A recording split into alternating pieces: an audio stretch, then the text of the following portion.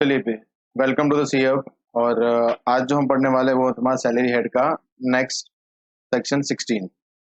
तो जो last part one में हम लोगों ने पढ़ा था वो सैलरी हेड कौन सा था आपका, जो बेसिक कॉन्सेप्ट था सेक्शन 15 के साथ वाला।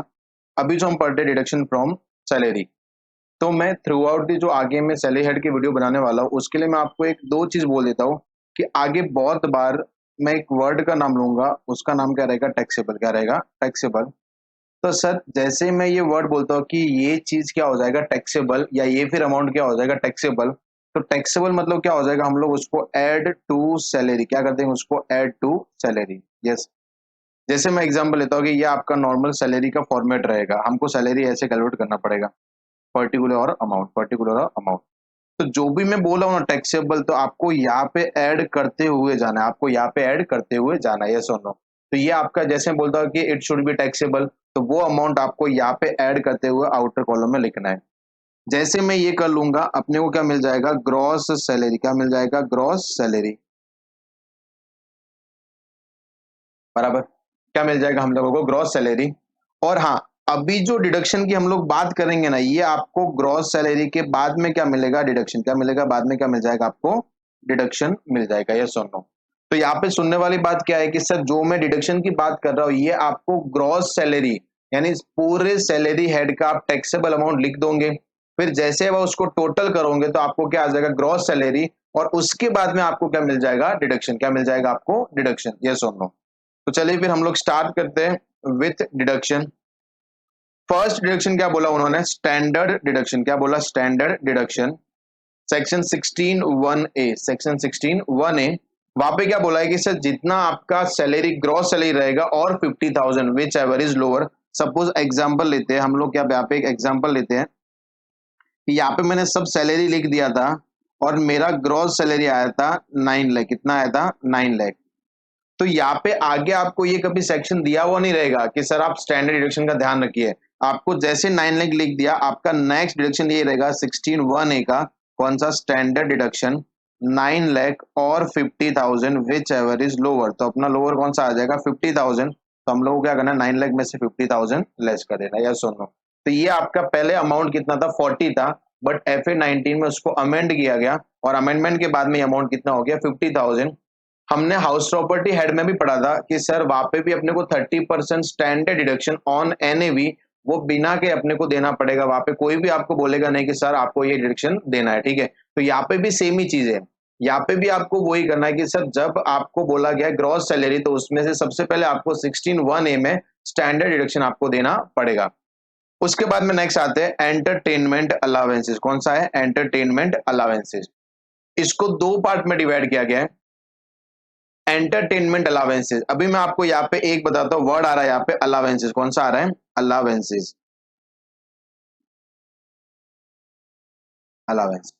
इसके साथ में मैं एक और वर्ड लेता हूँ, परक्यूजिट्स।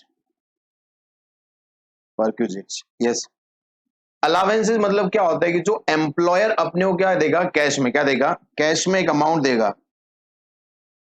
और irrespective of expenses, irrespective of expenses, आपने खर्चा कितना किया है नहीं किया उससे मेरे को मतलब नहीं है। तो हर महीने आप मेरे पास से ये अमाउंट कैश में लेके जा। बराबर।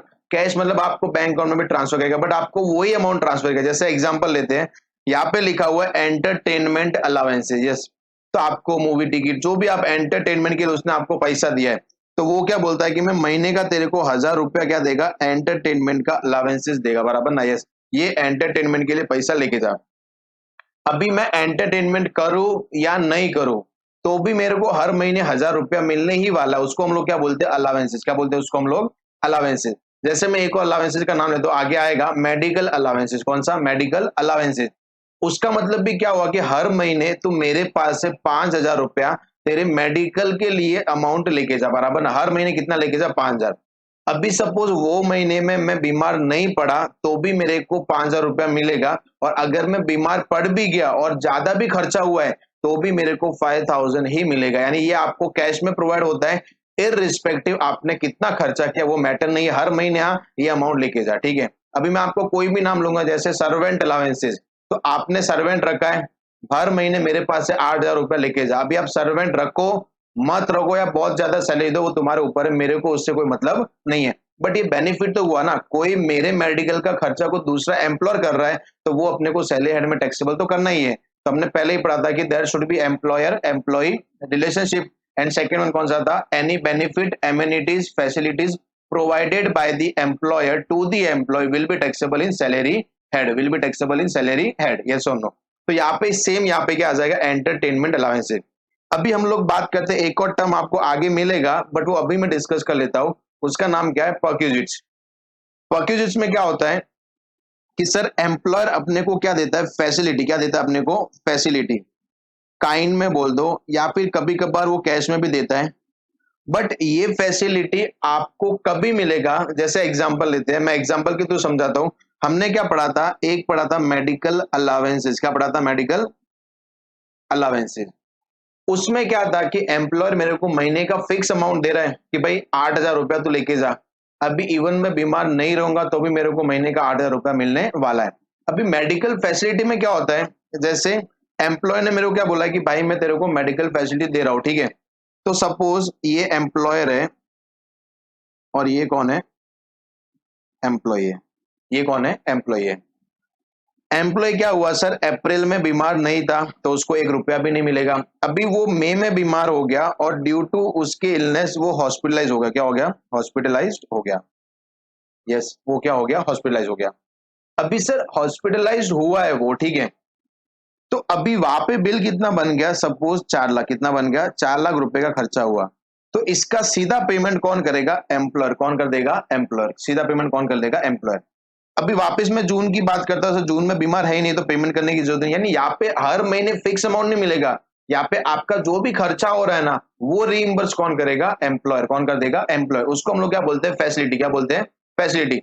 जैसे मैं एग्जांपल लेता हूँ, एम्प्लॉयर ने मेरे को रहने के लिए घर दे दिया, क्या दे दिया, रहने के लिए घर दे दिया है। तो अभी सीधी सी बात है सर, घर दिया इसका मतलब उसने मेरे को क्या दिया, फैसिलिटी दिया। वो मेरे को कैश में कोई अमाउंट नहीं दे रहा है, उसने मेरे को क्या दे दिया, फैसिलिटी। तो उसको हम लोग क्या बोल देंगे, परक्यूजिट्स। क्या बोल देंगे उसको हम लोग, परक्यूजिट, ठीक है। तो यहाँ पे हम लोग अभी क्या पढ़ रहे हैं, अलावेंसेस। क्या पढ़ रहे हैं, अलावेंसेस, एंटरटेनमेंट अलावेंसेस। सुनना यहाँ पे, चलिए। उसने क्या बोला है, फॉर गवर्नमेंट एम्प्लॉय, यानी अगर जो एंटरटेनमेंट अलावेंसेस रिसीव हो रहा है वो किसको रिसीव हो रहा है, गवर्नमेंट एम्प्लॉय। किसको रिसीव हो रहा है, गवर्नमेंट एम्प्लॉय। तो उन्होंने क्या बोला है कि sir first include in income, बराबर ना, यस। यानी पहले वो क्या बोल रहा है कि सर सबसे पहले आपको सैलरी की इनकम में क्या करना है, उसको इंक्लूड, क्या कर देना, इंक्लूड। तो मैंने पहले ही बोला है कि सर हम लोग सैलरी ऐसे निकालेंगे पर्टिकुलर अमाउंट। तो यहाँ पे मैं सबसे पहले क्या लिख दूंगा, एंटरटेनमेंट अलावेंसेज, यस और नो। किसकी बात कर रहा हूं, when entertainment allowances paid to the government employee. अगर मैं किसको पे कर रहा हूं, गवर्नमेंट एम्प्लॉय को पे कर रहा हूं। फिर अपने को क्या मिल जाएगा, then get deduction list of the following. यानी सबसे पहले आपको सैलरी में टैक्सेबल करना है। टैक्सेबल मतलब क्या करना है, ऐड करना है। उसके बाद में आपको ग्रॉस सैलरी निकालना है। फिर आपको क्या मिल जाएगा, deduction under section 16 sub section 2, yes और नो। तो यहाँ पे फर्स्ट क्या करना है, if entertainment allowances pay to the employee, then first it will be added in taxable salary. thereafter it will get deduction list of the following। यानी वहां पे आपको तीन चीज को कंपेयर करना है। यानी जब भी मैं इसको डिडक्शन दूंगा ना, तो वहां पे आपको ए, बी और सी तीन चीज वहां पे लिखना पड़ेगा। And the first one is क्या है कि जो आपको एक्चुअल अमाउंट रिसीव हुआ था, जो आपको एक्चुअल एंटरटेनमेंट अलाउंस से रिसीव हुआ है वो ले लो, ₹5,000, 5,000 notified amount by the government. And the third one is 20% of basic salary. आपका नॉर्मल जो basic salary, neat and clean वाला सैलरी जहां पे कोई भी अलावेंसेज परक्यूजिट्स ऐड नहीं है, उसका 20% आपको लेना, उसका 20% आपको लेना, यस और नो। तो तीनों में से जो भी लोअर रहेगा उसका आपको क्या मिल जाएगा, डिडक्शन। क्या मिल जाएगा आपको, डिडक्शन। जैसे मैं यहाँ पे एक छोटा सा एग्जांपल लेता हूं, अपने को समझ जाएगा। डिटेल दिया हुआ अपने को, मेरे पास सैलरी था, बेसिक सैलरी 9 लाख। कितना था, 9 लाख। और मैं एम्प्लॉय कौन सा हूं, गवर्नमेंट एम्प्लॉय, गवर्नमेंट एम्प्लॉय। उसके बाद में सर एक है अलावेंसेज, डीएनएस अलावेंसेज, वो कितना अपने पास, 1 लाख। आगे समझेगा। फिर मैं और लेता हूं कि सर एम्प्लॉय को क्या मिल गया, बोनस। क्या मिल गया, बोनस। कितना मिला है, 2 लाख। और उसके बाद में एम्प्लॉय को क्या मिला, एंटरटेनमेंट अलावेंसेज, पूरे साल का कितना मिला उसको, 3 लाख। कितना मिल गया, 3 लाख। यस, सुनना भी। तो अभी सर क्या ये गवर्नमेंट एम्प्लॉय है नहीं है? यस। तो हम क्या करते हैं, पहले उसको क्या कर लेंगे, ऐड। क्या कर लेंगे, ऐड। तो हमने क्या कर दिया, सैलरी में ऐड कर लिया। जैसे ही मैं टोटल करूंगा तो हमको क्या मिल जाएगा, ग्रॉस सैलरी। क्या मिलेगा, ग्रॉस सैलरी। टोटल कर लो, 9 1 10 12 15 लाख, कितना हो गया, 15 लाख। यस और नो? चलिए, मेरे को ग्रॉस सैलरी मिल गया। अभी सर ग्रॉस सैलरी में हम लोग सबसे पहले क्या लेस करना, स्टैंडर्ड डिडक्शन, भूलना मत उसको। अमेंडमेंट भी है और इंपॉर्टेंट भी है। स्टैंडर्ड डिडक्शन 16(1)(a) कहां से लेस कर देंगे हम लोग, 16(1)(a) से। कितना है सर, या तो 50,000 और 15 lakh, which ever is lower. तो लोअर कितना आ रहा है अपने पास, 50,000। एक गेम हो गया। सेकेंड गेम क्या बोल रहा है कि सर अभी आप क्या करोगे, जो आपको एंटरटेनमेंट अलावेंसेस मिला है ना, उसका आपको क्या लेना है, डिडक्शन। क्या लेना आपको, डिडक्शन। बट क्या मैं पूरा का पूरा डिडक्शन लूंगा, एन आंसर इज नो, बराबर ना। आपको यहाँ पे तीन चीज कंपेयर करना पड़ेगा। यहाँ पे लिखना पड़ेगा डिडक्शन अंडर सेक्शन 16 सबसेक्शन 2। चलिए, डिडक्शन ए, बी और सी। फर्स्ट, एक्चुअल अमाउंट रिसीव, जो आपको एक्चुअल में एंटरटेनमेंट अलाउंसेस मिला वो ले लो। सर मेरे को एक्चुअल में कितना मिला है, 3 लाख। तो हम लोग यहाँ पे कितना ले लेंगे, 3 लाख। 5,000, कितना, 5,000 एंड 20% ऑफ बेसिक सैलरी। तो क्वेश्चन में देखो अपने पास बेसिक सैलरी दिया हुआ है 9 लाख। कितना दिया हुआ है, 9 लाख। मेरे को कोई भी एक्स्ट्रा अलावेंसेस ऐड करने की जरूरत नहीं है। तो यहाँ पे कितना आ जाएगा, 1,80,000। कितना आ जाएगा, 1,80,000। तो तीनों में से छोटा कौन है, 5,000। तो अपने को कितना मिल जाएगा, 5,000 का बेनिफिट मिल जाएगा। यस और नो? फिर हम लोग नेक्स्ट आते हैं। चलिए, अगर मैं अदर एम्प्लॉय यानी गवर्नमेंट एम्प्लॉय को छोड़ के किसी दूसरे एम्प्लॉय को क्या मिल रहा है, अलावेंसेस मिल रहा है, तो इन शॉर्ट क्या बोल रहा है कि आपको कोई भी डिडक्शन नहीं मिलेगा। आपको पूरा का पूरा क्या करना है, सैलरी हेड में ऐड करना है। क्या करना है, सैलरी हेड में टैक्सेबल है, सो नो? तो यहाँ पे पूरा का पूरा मेरे को यहाँ पे ऐड ही करना पड़ेगा, कोई भी लेस करने की जरूरत नहीं है। यहाँ पे लिखा हुआ है पूरा का पूरा मेरे को यहाँ पे ऐड ही करना है। यहाँ से मेरे को कोई भी डिडक्शन मिलने वाला नहीं है। यस और नो? अगर एम्प्लॉय कौन सा आपका, प्राइवेट एम्प्लॉय या other than government employee. Yes और नो? चलिए, फिर नेक्स्ट हम लोग आगे मूव करते हैं। थर्ड डिडक्शन आपका कौन सा है, एम्प्लॉयमेंट टैक्स। कौन सा है, एम्प्लॉयमेंट टैक्स। इसका दूसरा नाम है प्रोफेशनल टैक्स। कौन सा है, प्रोफेशनल टैक्स।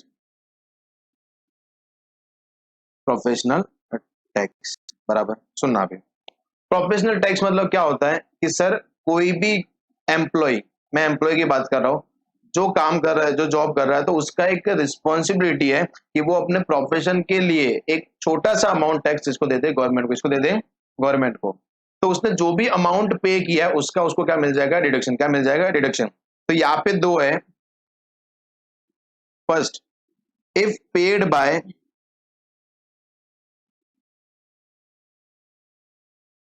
एम्प्लॉय, यानी प्रोफेशनल टैक्स कौन पे कर रहा है, एम्प्लॉय पे कर रहा है। तो जितना उसने अमाउंट पे किया था ना, अमाउंट पेड, उतना क्या मिल जाएगा, उसको डिडक्शन मिल जाएगा। ठीक है, जैसे उसने पे किया था 2,500, तो उसको पूरा का पूरा 2,500 क्या मिल जाएगा, डिडक्शन मिल जाएगा। बट अगर पे कर रहा है paid by employer, paid by employer, जैसे मैं आपको यहाँ पे एक एग्जांपल लेता हूं कि सपोज मेरा एम्प्लॉयर है, वो बहुत सीधा बंदा है और बहुत सही है, काइंड हार्टेड बंदा है। अभी मैं क्या कर रहा हूं कि सर मैं उसके पास गया, मैं थोड़ा सा बंदा बहुत टेढ़ा हूं, ठीक है। तो मेरे को लगा यार कि थोड़ा सा अपन एम्प्लॉयर को चढ़ा देते हैं तो वो अपना एम्प्लॉयमेंट टैक्स भी पे कर लेगा।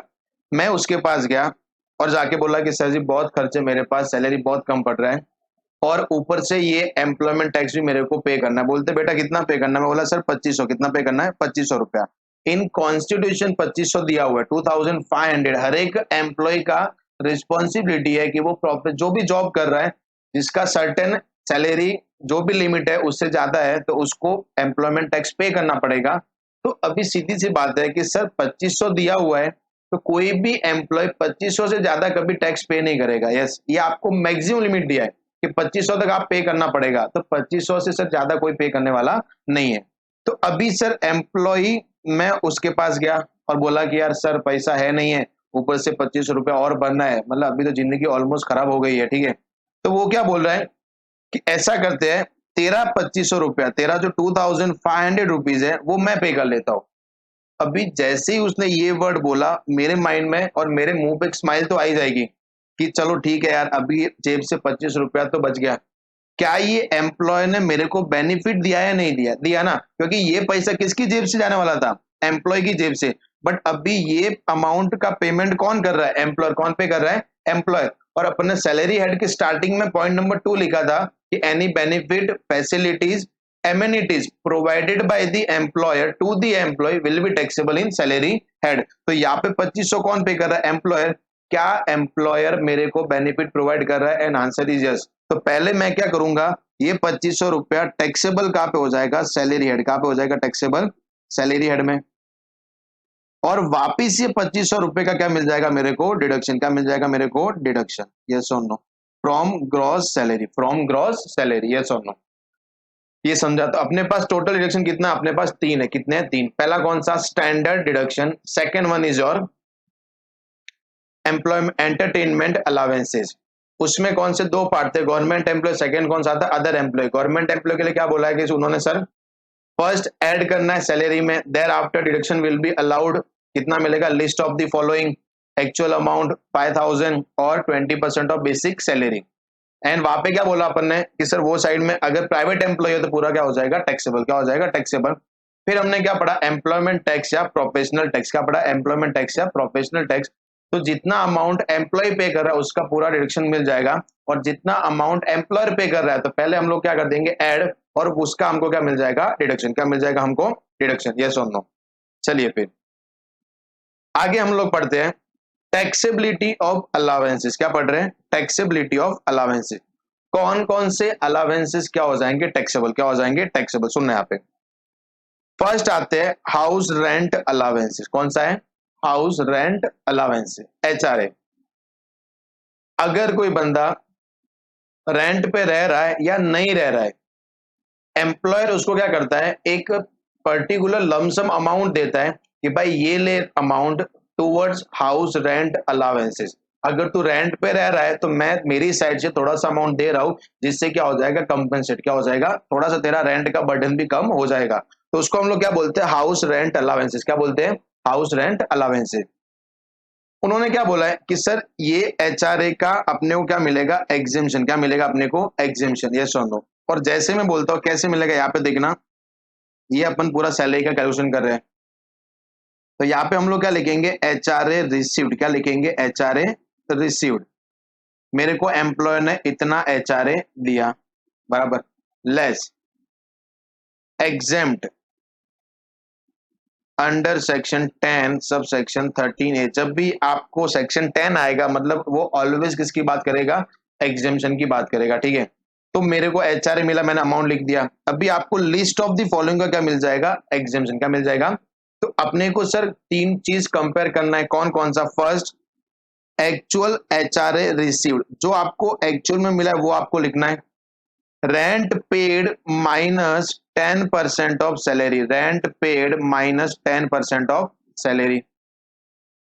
जो भी आपने रेंट पे किया है माइनस 10% ऑफ सैलरी, यानी जितना आपका सैलरी है उसका 10% लेस कर दो, फिर आपको कोई ना कोई अमाउंट आएगा, वो बाहर लिखना है।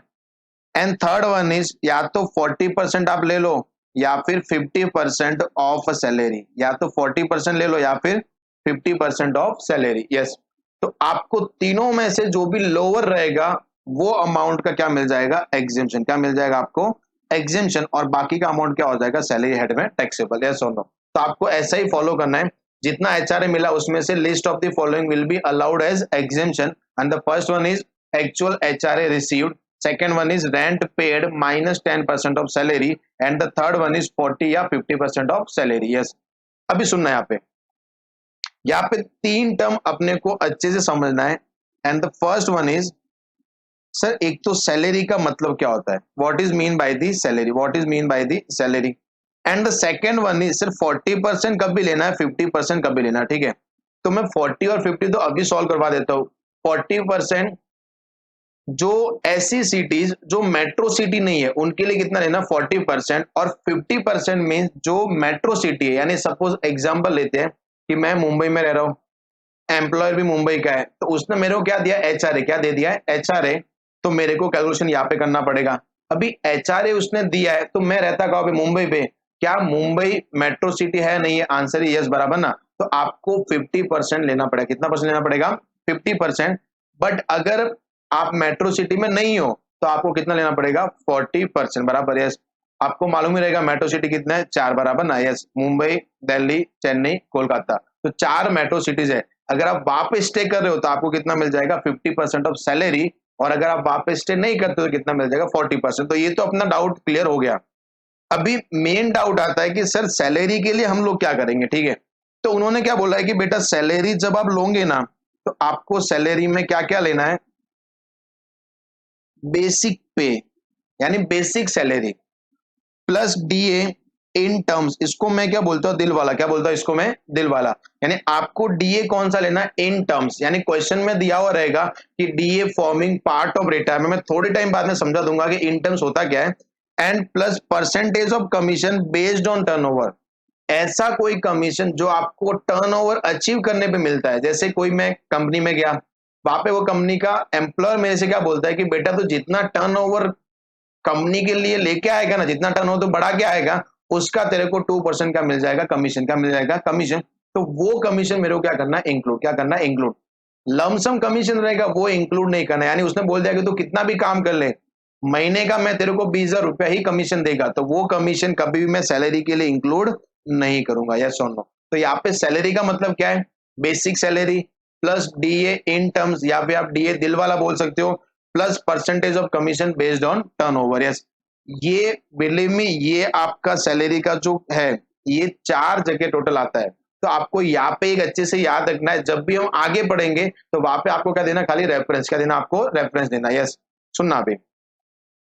और Mumbai, Delhi, Chennai, Kolkata 50% salary, rest of the city कितना है? 40% ऑफ सैलरी। ये अपन ऑलरेडी पढ़ लिया है। तो यहाँ पे अभी अपना जो डाउट था वो भी क्लियर हो गया कि सर सैलरी मतलब क्या होता है? बेसिक सैलरी जो क्वेश्चन में दिया रहेगा। डीए इन टर्म्स, बराबर ना, forming part of retirement benefit, या DA in terms plus percentage of commission based on turnover. ये सुनना अभी। यहाँ पे मैं एक एग्जांपल लेता हूं। दो लोग थे,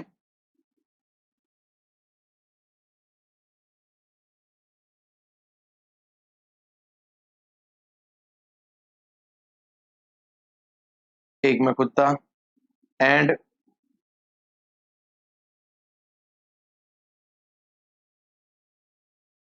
अपना फेवरेट कैरेक्टर मिस्टर बाबूराव, ठीक है? दो लोग थे, मिस्टर दर्शन एंड कौन था? मिस्टर बाबूराव। अभी हम लोग ने क्या किया, दोनों सीए क्लियर हो गए थे,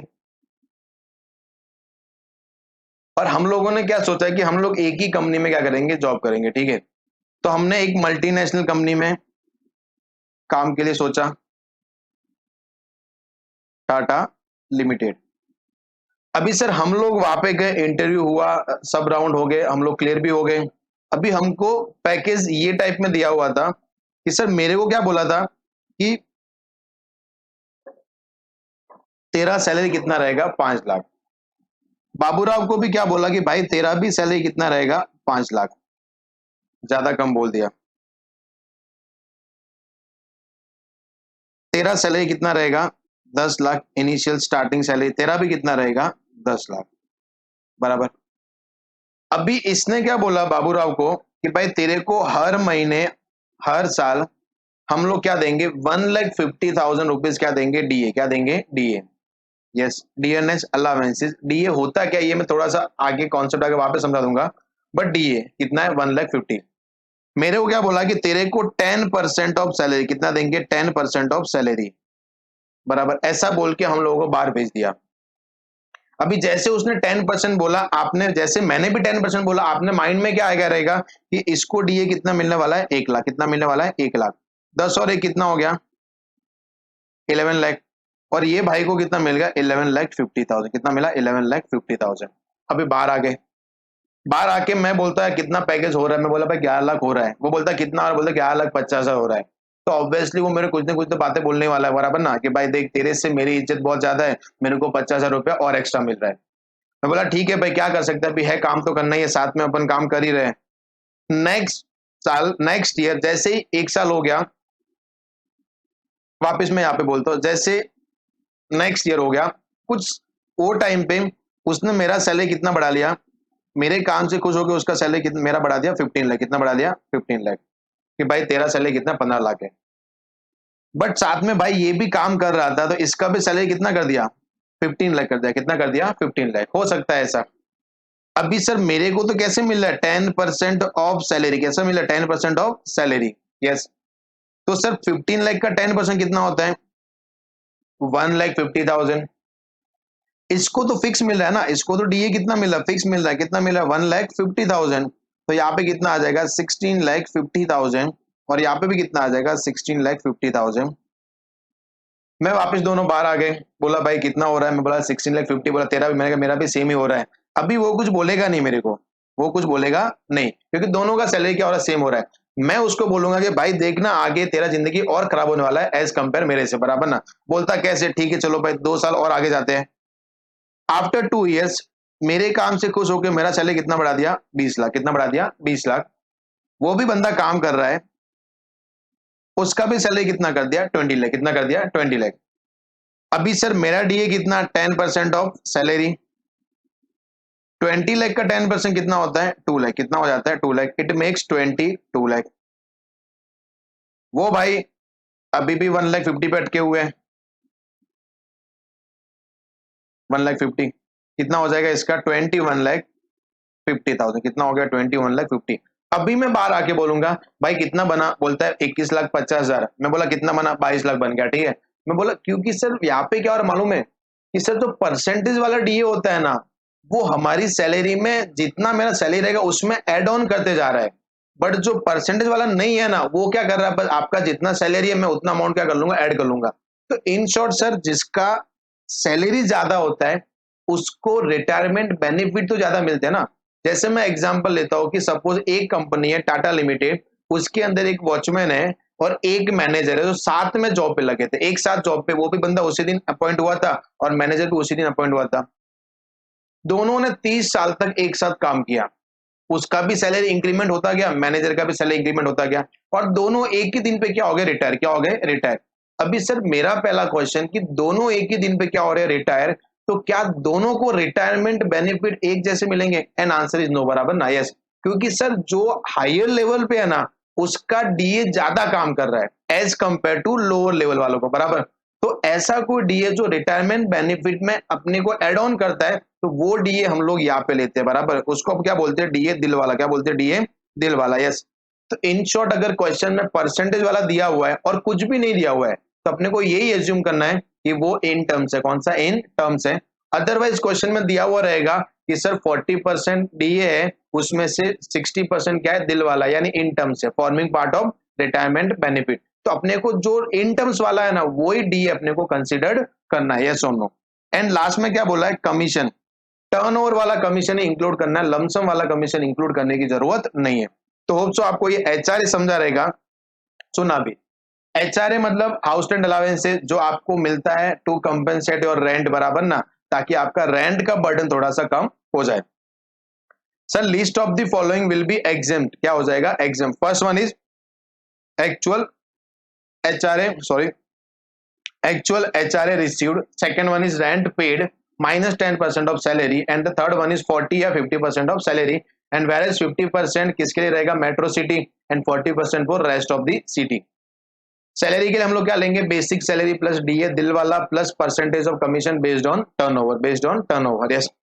फिर आगे बढ़ते हैं, ये बहुत इंपॉर्टेंट है, इसके बेस पे आपका एक्सरसाइज नंबर 1 क्वेश्चन करके, वो क्वेश्चन बहुत इंपॉर्टेंट है। अगर एग्जाम में आता है तो वो अराउंड बहुत टाइम कंज्यूम करता है, बट जब भी आएगा तो सिंपल हो सकता है अगर आप ये एग्जाम से अच्छे से पढ़ते हो। If residential accommodation occupied by assessee is owned by him, वो क्या बोल रहा है कि सर अगर मैं मेरे ही घर में रह रहा हूं और मेरे को एम्प्लॉयर क्या दे रहा है हाउस रेंट अलावेंसेस, क्या दे रहा है हाउस रेंट अलावेंसेस, तो मेरे को ये एग्जेम्पशन वाला पार्ट कभी नहीं मिलेगा, बराबर। यानी पूरा का पूरा ये क्या हो जाएगा मेरे लिए टैक्सेबल, क्या हो जाएगा मेरे लिए टैक्सेबल, यस और नो, समझाइए। तो वो क्या बोलता है अगर आप आपके ही घर में रहते हो तो आपको कभी भी डीए का, सॉरी एचआरए का एग्जेम्पशन नहीं मिलेगा। Second one is that assessee has not actually incurred expenditures on payment of rent in respect of residential accommodation occupied by him। या फिर सर मैं जहाँ पे रह रहा हूँ ना वहां का रेंट कोई दूसरा पे कर रहा है, यानी मेरी जेब से पैसा नहीं जा रहा है, तो मेरे को उसका एग्जेम्पशन नहीं मिलने वाला, मेरे को उसका एग्जेम्पशन नहीं मिलने वाला है। एंड द थर्ड पॉइंट ये अलग है, if there is a change in HRA received, rent paid, salary और any place, then we calculate exemption on monthly basis. Sir अपने पास इतना फिक्स है कि एचआरए डिसाइड करने के लिए मेरे पास सैलरी होना जरूरी है, एचआरए का अमाउंट होना जरूरी है, मेरे पास रेंट पेड का डिटेल होना जरूरी है, तो मेरे पास सिटी डिटेल होना जरूरी है। तो अगर ये डिटेल आपके पूरे साल में चेंज हो रहे हैं तो आपको एचआरए का कैलकुलेशन अलग अलग करना पड़ेगा, यस और नो। ये एक नॉर्मल पार्ट है, जब अपन क्वेश्चन करेंगे तो वो टाइम पे अपना क्लियर हो जाएगा। तो यहाँ पे दो चीज तो अपने को, दो पॉइंट अच्छे से याद रखना है, और वो पॉइंट मैं आपको यहाँ पे हाईलाइट कर रहा हूँ। एक ये वाला, एंड पॉइंट नंबर 2 कि अगर मैं मैं खुद के घर में रह रहा हूं तो मेरे को एचआरए का एग्जेम्पशन नहीं मिलेगा, या फिर अगर मेरे भी यहाँ पे रेंट किसी दूसरे ने पे कर लिया है तो मेरे को एचआरए का एग्जेम्पशन नहीं मिलेगा। इन शॉर्ट अगर मैं दोनों के लिए बात करता हूं तो यहाँ पे क्या हो जाएगा, एचआरए फुल्ली टैक्सेबल। क्या हो जाएगा, एचआरए फुल्ली टैक्सेबल, यस और नो, समझाइए। उसके बाद में हम लोग आगे आते हैं, फिर हम लोग पढ़ते हैं फुल्ली टैक्सेबल अलावेंसेस। क्या पढ़ रहे हैं, फुल्ली टैक्सेबल अलावेंसेस। ऐसे अलावेंसेस जो पूरे के पूरे क्या होते हैं, टैक्सेबल। क्या होते हैं, टैक्सेबल। यानी पूरे के पूरे क्या कर लेंगे हम लोग, सैलरी में ऐड। क्या कर लेंगे, सैलरी में ऐड। और फुल्ली टैक्सेबल मतलब यहाँ पे एक्सपेंस का भी कोई मतलब नहीं है, irrespective of expenses. And in short में लिखता हूं कि नो डिडक्शन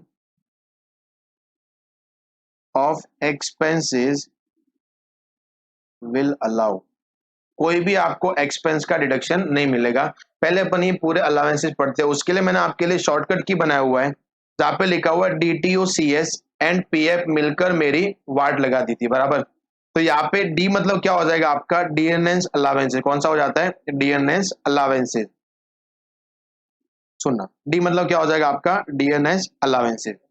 ये अलावेंसेस क्या होता है कि sir due to inflation, due to inflation आपको ये अलावेंसेस दिया जाता है, ठीक है। इसको हम लोग क्या बोलते हैं, महंगाई वाला अलावेंसेस बोलते हैं, बराबर।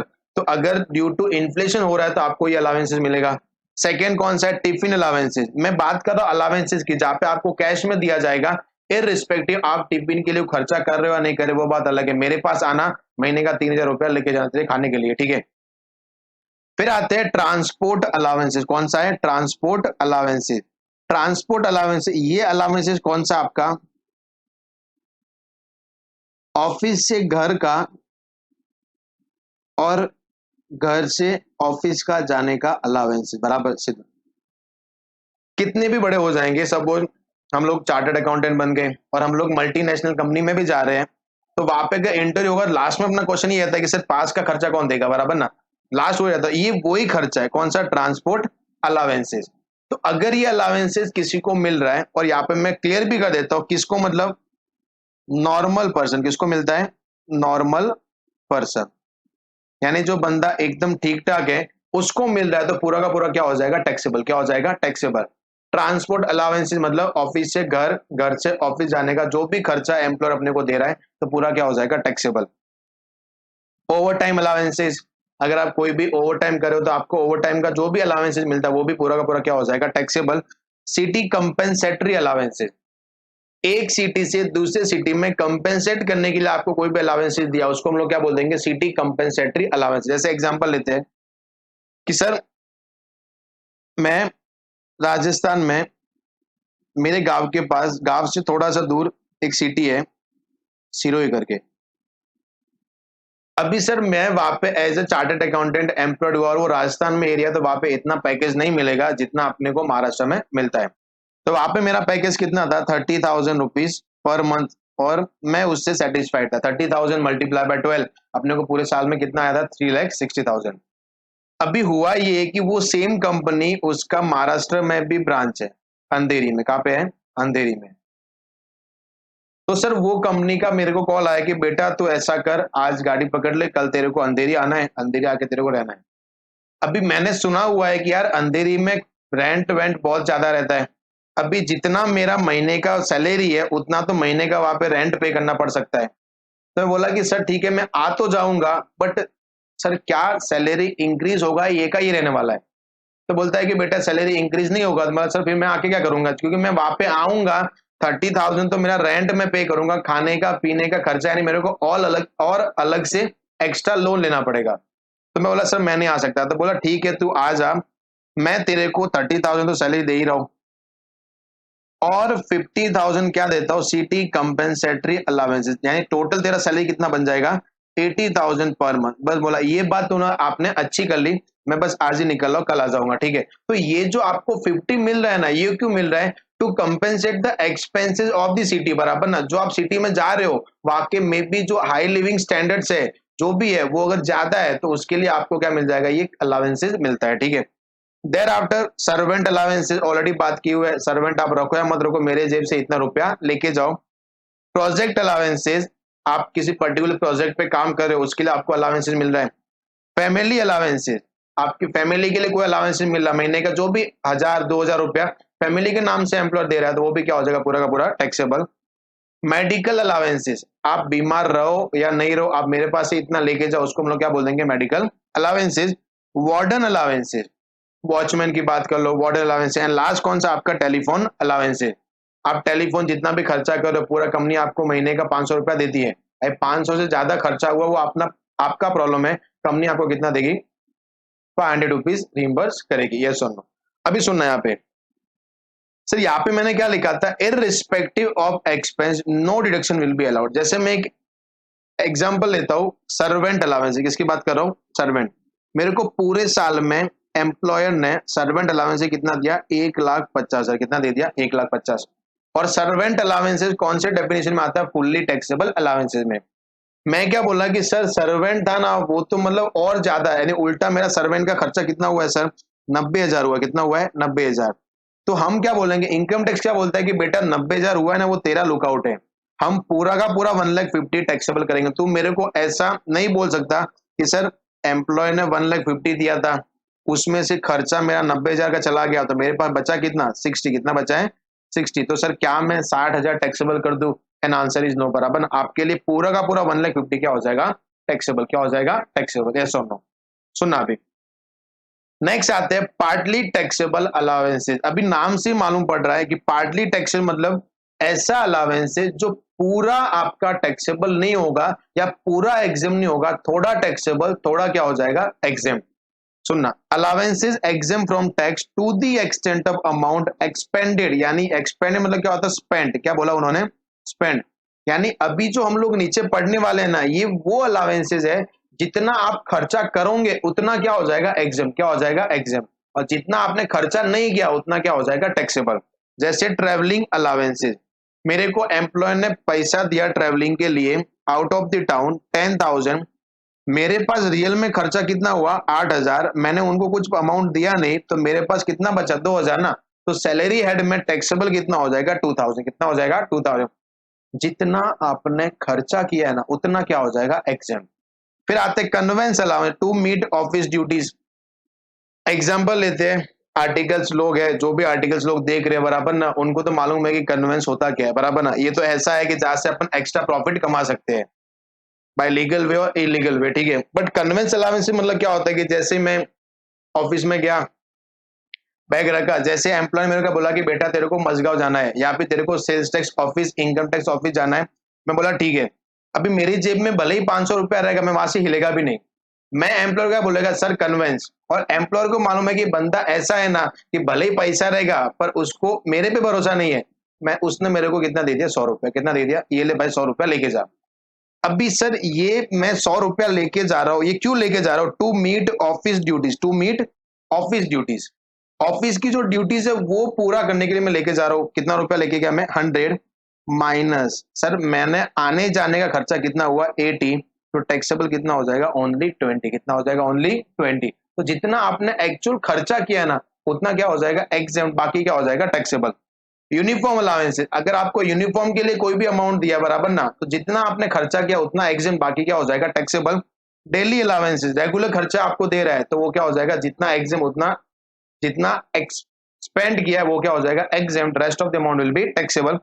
रिसर्च अलावेंसेज और हेल्पर अलावेंसेज, यस। तो ये ऐसे खर्चे, ये सब के सब ऐसे खर्चे जो अगर आपने जितना खर्चा किया उतना क्या हो जाएगा एग्जिम, बराबर, यस और नो। नेक्स्ट आते हैं allowances from tax to the extent of amount notified in rules, बराबर ना। वो क्या बोलता है कि सर अभी जो हम लोग ये अलावेंसेस पढ़ने वाले हैं, जो जितना रूल्स प्रिस्क्राइब कर रहा है उतना क्या हो जाएगा exam. Transport allowances to employee of transport system, ऐसा कोई एम्प्लॉय जो किसी ट्रांसपोर्ट कंपनी में काम कर रहा है, कौन सी कंपनी में, ट्रांसपोर्ट कंपनी में, और उसको कोई भी ट्रांसपोर्ट अलावेंसेस क्या मिल रहा है, उसको कोई भी ट्रांसपोर्ट अलावेंसेस मिल रहा है, तो सर एग्जाम कितना होगा, amount of such allowances, sorry 70% of such allowances और 10,000 per month which ever is lower, which ever is lower, उतना क्या हो जाएगा एग्जाम, बाकी क्या हो जाएगा टैक्सेबल। जैसे मैं इसका एग्जांपल लेता हूं कि सर एक ट्रांसपोर्ट कंपनी है और मैं उसमें क्या कर रहा हूं, काम कर रहा हूं, तो मेरे को पूरे साल में वहां से अलावेंसेस कितना मिलता है, 2 लाख, कितना मिलता है 2 लाख। तो मैंने क्या लिखा, सैलरी हेड अपना ये फॉर्मेट रहेगा, यहाँ पे मैं लिख दिया ट्रांसपोर्ट अलावेंसेस, कितना लिखा 2 लाख लेस एग्जाम। चलो सर आपका एग्जामेशन निकाल देते हैं, बराबर, lower of, lower 70% of such allowances, यानी जितना आपको अलावेंस मिल, 2 लाख का 70% कितना होता है, 70% ऑफ 2 लाख कितना हो जाएगा, 1,40,000, 1,40,000, और 10,000 पर मंथ, 10,000 एक महीने का, तो मैंने तो 12 महीना काम किया, कितना आ जाएगा 1,20,000, 1,40 और 1,20 दोनों में छोटा कौन है, 1,20, तो बार टैक्सेबल कितना हो जाएगा, ओनली 80,000, समझाइए। तो ये आपको क्या हो जाएगा टैक्सेबल, क्या हो जाएगा आपको टैक्सेबल। फिर नेक्स्ट आते हैं ट्राइबल एरिया अलावेंसेज, अगर आपका पोस्टिंग किसी आदिवासी एरिया में हो गया है तो वहां पे आपको एग्जाम कितना मिल जाएगा, ₹200 पर मंथ, जान जोखिम भी अपना, बराबर ना। तो वहां पे गवर्नमेंट ने बोला कि ठीक है आप रिस्क लेके जा रहे हो तो हम आपके लिए, मतलब आप बहुत अच्छा काम कर रहे हो, हम आपको 200 पर मंथ क्या देते हैं एग्जाम, क्या देते हैं एग्जाम। पैसा ज्यादा मिल सकता है बट एग्जामेशन कितना मिल जाएगा 200 पर मंथ। फिर आगे आते हैं transport allowances for meet the expenditures incurred on travel between residence and office, sir ये तो हमने और किधर भी पढ़ा हुआ था, डीटीओ में टी वाला यही था ना, ट्रांसपोर्ट अलावेंसेज। तो वो टैक्सेबिलिटी किसके लिए था, नॉर्मल पर्सन, किसके लिए था, नॉर्मल पर्सन। और ये जो एग्जेम्पशन है ये किसके लिए है, for disable person, for disable person. तो कितना मिल जाएगा 3,200 पर मंथ क्या हो जाएगा एग्जाम। यानी यहाँ पे मैं दो बात करूंगा कि अगर ट्रांसपोर्ट अलावेंसेज किसको मिल रहा है, घर से ऑफिस, ऑफिस से घर जाने का अलावेंसेज अगर नॉर्मल पर्सन को मिल रहा है यानी जो डिसेबल नहीं है, तो उसके लिए पूरा का पूरा क्या हो जाता है टैक्सेबल। बट ऐसे पर्सन को मिल रहा है जो डिसेबल है, तो उसके लिए क्या हो जाएगा 3,200 पर मंथ क्या हो जाएगा एग्जाम, क्या हो जाएगा exam. Underground allowances for working in unnatural climate, बराबर ना। अगर आप किधर भी अंडरग्राउंड काम कर रहे हो जहाँ पे अननेचुरल क्लाइमेट रहता है, यानी कभी कुछ भी हो सकता है, जैसे मैं बात करता हूँ ऑयल जो एक्सप्लोर होता है, एक्सट्रैक्ट होता है, बराबर ना, वो सीज एरिया में होता है, ओएनजीसी के पाइपलाइन सब समुद्र के अंदर रहते हैं, तो वहां पे जो बंदा काम कर रहा है ना उसका जो लाइफ है बहुत रिस्कियर है एज कंपेयर हम लोग यहाँ पे काम कर रहे हैं। तो उनके लिए उनको वहां पे ज्यादा से ज्यादा अंडरग्राउंड अलावेंसेज क्या मिलता है, अंडरग्राउंड अलावेंसेज। तो वो मिलेगा कितना भी, बट गवर्नमेंट एग्जामेशन कितना देती है, ओनली 800 पर मंथ, कितना देती है 800 पर मंथ। फिर आते हैं children education allowances, ₹100 per month पर चाइल्ड फॉर मैक्सिमम 2 चिल्ड्रन, बराबर। तो सर आपने को सपोज किसी एम्प्लॉय के बच्चे हैं, तो एम्प्लॉयर क्या करेगा, उसको एक लमसम अमाउंट दे देगा, भाई महीने का 500 रुपया, 600 रुपया, 1000 लेके जा। तो वो जो भी अमाउंट लेके जा रहा है, बट एग्जामेशन कितना मिलेगा 100 पर मंथ पर चाइल्ड फॉर मैक्सिमम 2 चिल्ड्रन, बराबर, यस। यानी आपको एग्जामेशन कितना मिलेगा 100 रुपया एक महीने का, एक बच्चे का, मैक्सिमम कितने बच्चे का, 2 बच्चे का, ठीक है। यहाँ पे मैं एग्जाम्पल लेता हूँ, जैसे एक एम्प्लॉय है, 1, 2 और 3 बच्चे, कितने बच्चे हैं 3। तो एम्प्लॉयर से उसको क्या मिला है, चिल्ड्रन एजुकेशन अलावेंसेस, क्या मिला, चिल्ड्रन एजुकेशन अलावेंसेस। इसको पूरे साल में मिला था 2,000। या फिर मैं इसको पर मंथ करता हूं तो अच्छे समझ में आ जाएगा। इसको मिला था सपोज 200 पर मंथ, इसको मिला था 180 पर मंथ, और इसको मिला था 150 पर मंथ, ठीक है। अभी सुनना यहाँ पे, सर पर मंथ है तो इसको मैं ऐसा करता हूँ, पूरे साल का करते 200 मल्टीप्लाई बाय 12, तो ये भाई को कितना मिला था 2400। 180 मल्टीप्लाई बाय 12 कितना मिलेगा 2160, एंड 150 मल्टीप्लाई बाय 12 कितना आ जाएगा 1800, बराबर कितना आ जाएगा 1800। यस, अभी यहाँ पे अपने को क्या मिल जाएगा एग्जाम, क्या मिल जाएगा एग्जामेशन। यस, सुनना यहाँ पे सर, एग्जामेशन तीनों में से आपको दो बच्चे लेने हैं, बराबर ना, क्योंकि मैक्सिमम कितने बच्चों का मिलेगा, दो का। तो मैंने सपोज ये और इन दोनों को अपॉइंट कर लिया, तो 100 रुपया एक महीने का, तो 12 महीने का कितना मिल जाएगा इसको 1200, तो मैंने एक बच्चे का एग्जामेशन ले लिया।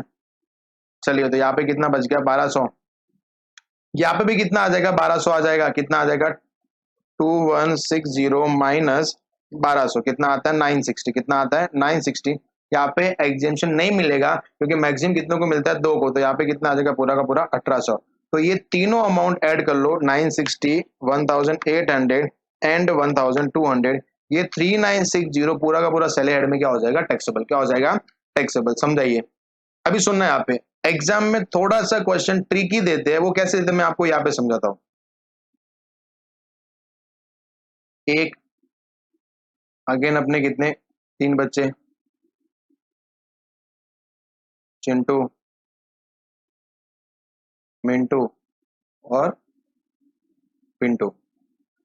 अभी ये भाई को कितना मिल रहा है 90 पर मंथ मिल रहा है, ये भाई को मिल रहा है 120 पर मंथ, और ये भाई को मिल रहा है 130 पर मंथ। कितना मिल रहा है 130 पर मंथ। यस, सुनना भी, अगर मैं आपको अभी बोलता हूं कि आप इसका एग्जामेशन अमाउंट निकालो, तो मोस्ट प्रोबेबली मे बी कुछ लोग क्या निकालेंगे, रॉन्ग निकालेंगे। सुनना यहाँ पे, अभी सर मेरे को क्या करना मालूम है, ये तीनों बच्चों में से दो बच्चे लेने हैं जिनको मैं एग्जामेशन दे सकता हूं, ठीक है।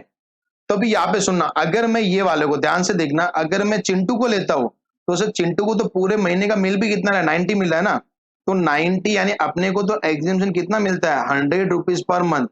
तो चिंटू के केस में तो सर मैं कितना ले सकता हूँ मैक्सिमम 90 ना, तो अगर मैं इसके केस में 90 ले लूंगा तो मेरा 10 रुपए का पर मंथ का लॉस हो जाएगा। समझाइए, 10 रुपया पर मंथ का मेरे को क्या हो जाएगा लॉस हो जाएगा। क्यों? क्योंकि सर चिंटू को तो मिल ही कितना रहा है 90, तो मैक्सिमम एग्जाम भी कितना होगा 90 होगा ना। अपन ऐसा थोड़ी ना कर सकते कि 90 मिल रहा है माइनस 100 कर दो और 10 रुपया गवर्नमेंट से ले लो, बराबर ना, तो ये पॉसिबल है ही नहीं है।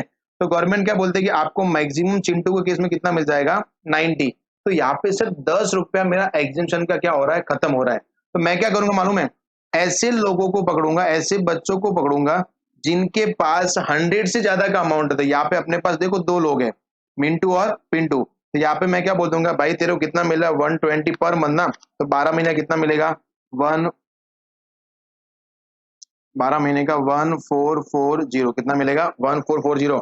पिंटू को बोलूंगा भाई कितना मिल रहा है 130 मल्टीप्लाई बाय 12 कितना आता है 1560, लेस एग्जेम्प्ट, इसको नहीं मिलेगा, नहीं लेते। यहाँ पे पूरा 100 रुपया चला जाएगा 1200, यहाँ पे पूरा वापस 1200 हम लोग एग्जामेशन ले लेंगे। 1200 कैसे आया 100 मल्टीप्लाई बाय 12, तो हम लोग क्या करेंगे 1440 माइनस 1200 कितना आ जाएगा 240, 1560 माइनस 1200 कितना आ जाएगा यहाँ पे आपका 360, और यहाँ पे ले लो 90 मल्टीप्लाई बाय 12 कितना आ जाएगा 1080। तो आप कितना भी ट्राई कर लो, ये आपका मैक्सिमम एग्जामेशन मैक्सिमम टैक्सेबिलिटी आएगा। इससे ज्यादा अगर आप थोड़ा सा गलत वे में कर दोगे तो ये आपका ज्यादा आ जाएगा। जैसे अगर आपने चिंटू को पहले एग्जामेशन दे दिया, तो आप जब भी टोटल मारोगे 1680 से ज्यादा आएगा, और हम लोग जितना इनकम कम करेंगे उतना अपने लिए अच्छा है। यस और नो, तो आपको ये समझा रहेगा। कभी करना ये वाला कि जब आपका तीनों बच्चों में से कोई भी एक बच्चे का अमाउंट 100 रुपए से कम का हो, 100 रुपए से कम का हो, ठीक है। फिर हम लोग नेक्स्ट पढ़ते हैं सर, हॉस्टल एक्सपेंडिचर्स अलाउंसेस कितना मिलेगा 300 पर मंथ पर चाइल्ड, मैक्सिमम 2 चाइल्ड, कुछ नहीं है, खाली 100 रुपए की जगह इतना आ रहा है 300। फिर आते हैं हम लोग होली एग्जेम्प्ट अलावेंसेस, ऐसे अलावेंसेस जो टोटली क्या है एग्जेम्प्ट है, क्या है एग्जेम्प्ट है। Allowances to Indian citizen who is a government employ and rendering services outside India, ऐसा कोई बंदा जो इंडियन सिटीजन है और प्लस साथ में क्या है वो गवर्नमेंट एम्प्लॉय, और जो इंडिया के बाहर काम कर रहा है, और इंडियन गवर्नमेंट उसको क्या दे रही है अलावेंसेज, क्या दे रही है अलावेंसेज। इसका क्लासिक एग्जांपल लेते हैं हम लोग इंडियन एम्बेसी का, इंडियन एम्बेसी का। चल एग्जाम्पल ले रहे हैं कि पाकिस्तान में भी अपना इंडियन एम्बेसी है, यानी वहां पे जो इंडियन रह रहे हैं उनको कुछ भी प्रॉब्लम है माइग्रेट करने का या फिर जो भी प्रॉब्लम है तो वो इंडियन एम्बेसी में जाके सॉल्व कर सकते हैं। तो वहां पे जो लोग बैठे रहेंगे, जो भी एम्प्लॉय काम करते रहेंगे, उनको अपॉइंट किसने किया रहेगा? इंडियन गवर्नमेंट ने। किसने अपॉइंट किया रहेगा? इंडियन गवर्नमेंट ने। तो ये लोग काम कहाँ पे कर रहे हैं? पाकिस्तान में कर रहे हैं, आउटसाइड इंडिया काम कर रहे हैं। तो अभी इनको जो अलावेंसेज मिलेगा ना, ये पूरा का पूरा क्या हो जाता है? एग्जेम्प्ट। और यहाँ पे मैं साथ में एक और बात करूंगा, अलावेंसेज के साथ में जो पर्क्यूजिट्स होते हैं, क्या होते हैं? जो पर्क्यूजिट्स, वो भी क्या हो जाएंगे? एग्जेम्प्ट। क्या हो जाएंगे? एग्जेम्प्ट। ये पूरा सेक्शन 10 सब सेक्शन 7 है जो आपका चैप्टर नंबर 3 मॉड्यूल का, वहां पे कवर होगा। बट अभी मैं यहाँ पे पढ़ा देता हूँ ताकि अपन 2 बार पढ़ेंगे तो अपने को और अच्छे से याद हो जाएगा। Allowances and perquisites to Indian citizen who is government employ and rendering service outside India, क्या हो जाएगा? एग्जेम्प्ट। अलावेंसेज टू हाईकोर्ट जज, हाईकोर्ट जज को कोई भी अलावेंसेज मिलेगा, क्या हो जाएगा? एग्जेम्प्ट। उसको टैक्स भरने की जरूरत नहीं है। समचुरी अलावेंसेज, यानी ये ऐसे अलावेंसेज, इनको अपन क्या बोलते हैं? Daily allowances. क्या बोलते हैं? Daily allowances paid to high court and supreme court जज, क्या हो जाएंगे? एग्जेम्प्ट। क्या हो जाएंगे? Exempt. Allowances to employee of UNO, अगर आप यूनाइटेड नेशन ऑर्गेनाइजेशन के कोई भी एम्प्लॉय को अलावेंसेज दे रहे हो, बराबर, तो वो सब क्या हो जाएंगे यहाँ पे? एग्जेम्प्ट। क्या हो जाएंगे यहाँ पे? एग्जेम्प्ट। तो 4 अलावेंसेज है जो क्या होते हैं? एग्जेम्प्ट। पहला कौन सा अलावेंसेज? जो मैं इंडियन सिटीजन जो रेंडरिंग सर्विसेज आउटसाइड इंडिया, और जो एम्प्लॉय कौन सा है? Government employee, exempt. Second, allowances paid to High Court judge, exempt. Third one is sumptuary allowances paid to High Court and Supreme Court judge, and the last one is allowances to employee of UNO. तो ये चारों को चारों क्या हो जाएंगे? exempt. तो ये जो आपका पार्ट था, ये कौन सा पार्ट था? अलावेंसेस का। कौन सा पार्ट था? अलावेंसेस का। यस और नो? अभी जो हम लोग नेक्स्ट पढ़ने वाले वो कौन सा पार्ट है आपका? पर्क्यूजिट्स। कौन सा पार्ट है? पर्क्यूजिट्स। तो आप ऐसा करिए, इसको अच्छे से रिवाइज कर लीजिए। यस,